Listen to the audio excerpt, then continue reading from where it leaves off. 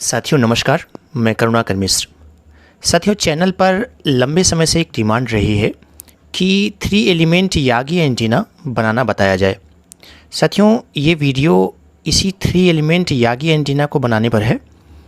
साथियों, 3 element Yagi antenna Pravinder जी के channel पर भी उपलब्ध है और उसके जो कैलकुलेशंस हैं वो बहुत अच्छे हैं। आप उन पर बनाएंगे, बहुत अच्छा रिस्पॉन्स आपको मिलता है। ये वीडियो बनाने का मकसद ये है कि मैं आपको ये दिखा सकूं कि उसको बनाने के स्टेप्स कैसे हैं, उनको कैसे असेंबल किया जाता है और कैसे उनको स्थापित कर सकते हैं। इसके अलावा एक चीज़ और मैंने की है, वो ये कि मैंने इसमें जो घर पर पड़े हुए स्क्रैप मटेरियल्स थे उन्हीं का उपयोग किया है। इसके पीछे मेरा मकसद ये था कि यह संदेश जाए कि हम जब एंटीना बनाना चाहते हैं तो इसके लिए किसी ख़ास मटेरियल की या स्पेशल मटेरियल की ज़रूरत नहीं होती। जो आपके पास एल्युमिनियम या हल्की धातु की जो भी चीज़ें हैं, आप उनके साथ ही जाएं और उनसे ही एंटीना बना सकते हैं और वो बेहतरीन काम करेगा, इसमें कोई दो राय नहीं है। आप ये ना समझें कि इसके लिए स्पेशल मटेरियल लेकर आएँ तो ही एंटीना बनेगा, ऐसा कुछ नहीं है। इसके अलावा एंटीना बनाने के बाद मैंने इसको तुरंत चेक करने के लिए एक 5-6 फीट के पोल में लगा के और इसको एक बार हल्का सा टेस्ट किया है ताकि ये देखा जा सके कि एंटीना कैसा काम करता है, इसकी डायरेक्टिविटी कैसी है। तो इसके साथ ही भविष्य में इस एंटीना के परफॉर्मेंस टेस्ट की एक पूरी वीडियो आएगी। तब तक के लिए आप इसको बनाने की साथियों, बूम के रूप में हमने लिया है लकड़ी का फट्टा। इसमें हम 3 जगह निशान लगाएंगे। सबसे पहले जहाँ रिफ्लेक्टर लगेगा वहाँ पर ये निशान, फिर यहाँ से 52.6 सेंटीमीटर पर 52.6 सेंटीमीटर पर दूसरा निशान जहाँ ड्रिवन एलिमेंट लगेगा, और इसके बाद 41.9 सेंटीमीटर दूर तीसरा निशान जहाँ हम इसका डायरेक्टर जोड़ेंगे। साथियों, ये फट्टी 97.6 सेंटीमीटर या इससे ज़्यादा होनी चाहिए, तभी इस पे तीनों एलिमेंट्स फिट आएंगे। ये है हमारा रिफ्लेक्टर जो 158 सेंटीमीटर का है। हमारा ड्रिवन एलिमेंट होगा 1 मीटर 43 सेंटीमीटर यानी कि 143 सेंटीमीटर का, जिसको हम 2 बराबर हिस्सों में बांट लेंगे डाइपोल के रूप में बनाने के लिए। इसके अलावा हमें चाहिएगा एक डायरेक्टर जो 130 सेंटीमीटर यानी 1.3 मीटर का होना चाहिए। अब इसको हम इस फट्टी पर कसेंगे। अब इस डाइपोल को के दोनों हिस्सों को हम इस लकड़ी के फट्टी पर ऐसे एडजस्ट करेंगे कि थोड़ा सा अंतर इसमें बना रहे, और इसको फिर हम इस पे नियत स्थान पर कस देंगे।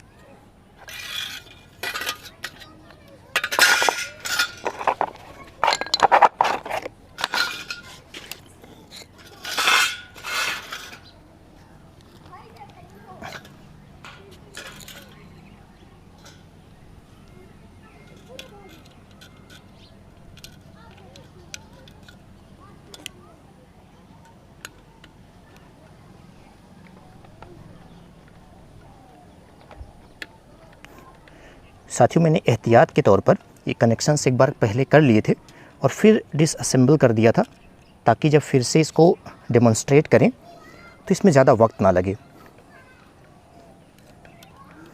ये डाइपोल का एक हिस्सा है। जैसा कि आप जानते हैं कि डाइपोल यागी एंटीना का एक महत्वपूर्ण भाग है, और इस डाइपोल में ही जब हम एक रिफ्लेक्टर और डायरेक्टर्स जोड़ देते हैं तो ये यागी एंटीना का रूप ले लेता है, यागी उडा एंटीना का। यागी उडा एंटीना की जो सबसे बड़ी खासियत है वो ये है कि इसकी डायरेक्शनल क्वालिटी। ये एक विशेष दिशा में, जिसको मैं कभी डायग्राम के रूप में आपको जब कभी एंटीना के प्रकार के बारे में आपको मैं बताऊंगा तो डायग्राम के रूप में मैं बताऊंगा कि किस तरीके से इसकी डायरेक्शनल क्वालिटी होती है और किस तरह से ये एक डायरेक्शन में ही ट्रांसमिट या रिसीव कर सकता है सिग्नल्स को। साथियों, जैसा मैंने पहले भी बताया आपको कि ये जो एंटीना हम डिज़ाइन कर रहे हैं ये 88 टू 108 मेगाहर्ट्ज़ के लिए है और उसकी जो सेंट्रल फ्रीक्वेंसी है 98 मेगाहर्ट्ज़ उसके अनुसार है। यानी कि यहाँ हमने 98 मेगाहर्ट्ज़ के हिसाब से इसकी जो वेवलेंथ है वो 3 मीटर और 59 मिलीमीटर लिया है। साथ ही ये हो गया हमारा ड्रिवन एलिमेंट। इसको हम इस पर कस देंगे। अब इस पट्टी के एक हिस्से में हम ये रिफ्लेक्टर कस देंगे। साथियों, ये रिफ्लेक्टर बहुत स्टैंडर्ड नहीं है, पहले से कटा हुआ मेरे पास पड़ा था स्क्रैप में और मैंने उसका ही उपयोग यहाँ पर डेमोन्स्ट्रेशन के लिए किया है।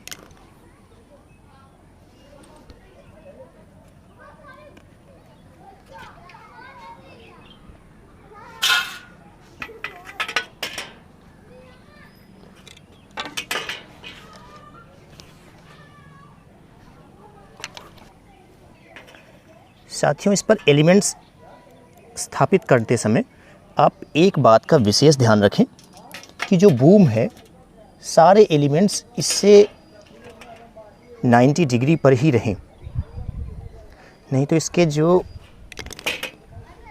डायरेक्शनल एरे है वो प्रभावित हो जाएगा,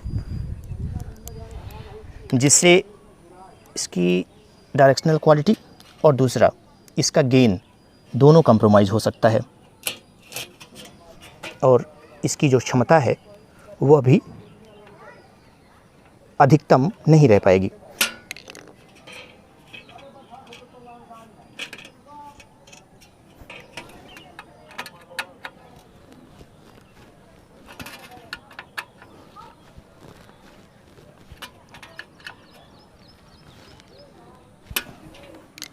इसके बाद हम अपने डाइपोल एंटीना को इस पर सेट करेंगे।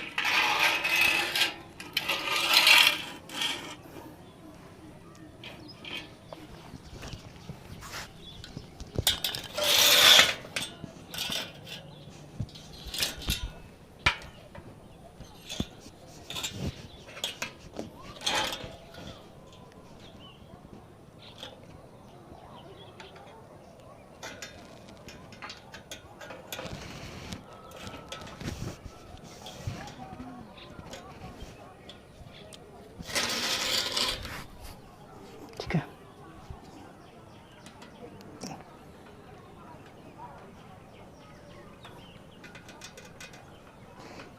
जैसा मैंने पहले से बताया इसके पोर्ट्स यानी जगह पहले से बनी हुई है और मैं सिर्फ उसमें इसे कस रहा हूँ। और एक चीज़ का ध्यान, जैसा मैं बार बार कहता हूँ, रखना बहुत ज़रूरी है कि इनके बीच की दूरियाँ वो कांस्टेंट रहें।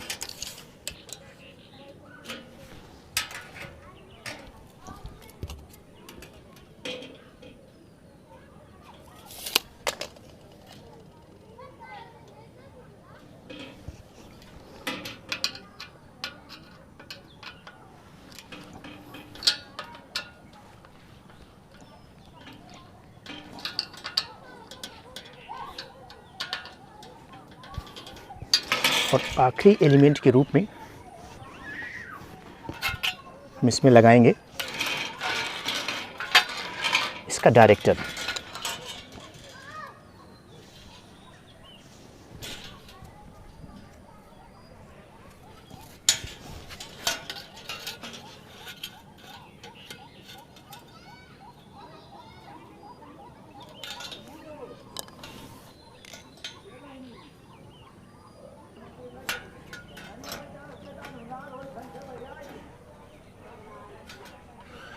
ये डायरेक्टर इसमें कस देते हैं।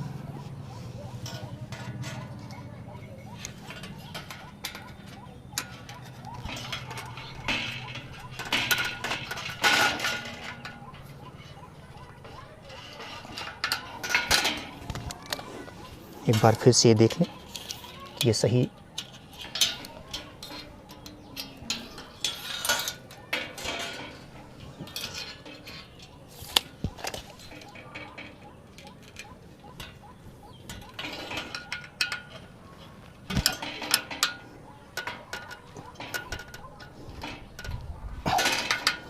के एलिमेंट्स को अच्छे से कसें जो लकड़ी आप लें इतनी मज़बूत हो कि जब आप इसे कसें तो वो उसको बेयर कर पाए।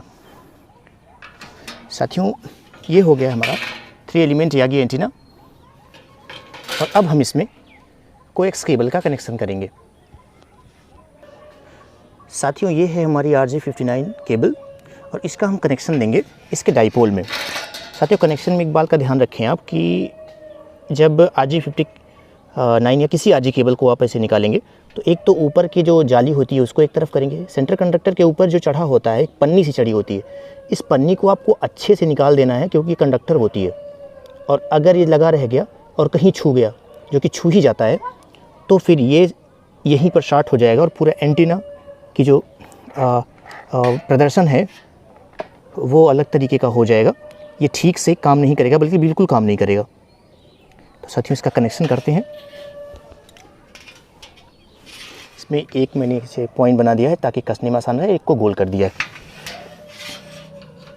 इसके कनेक्शंस करते हैं। कनेक्शन करने में सावधानी बरतनी है।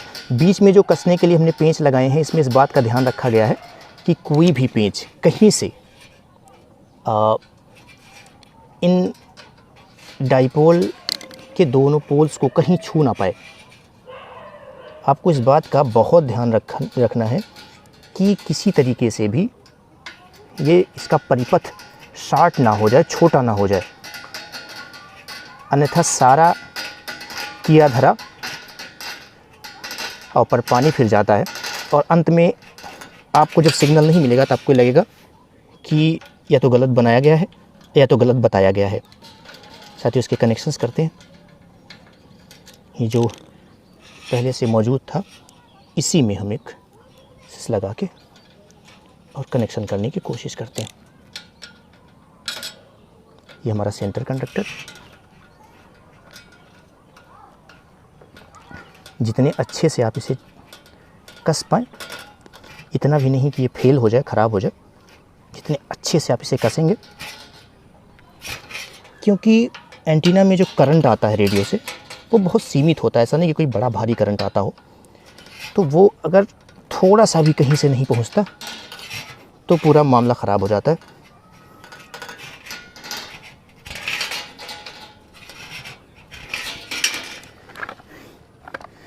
ये हमारे RJ केबल है और ये है इसका पिन, RJ पिन। इसको हम रेडियो में लगा के टेस्ट करेंगे। और ये है, तैयार हो गया हमारा 3 एलिमेंट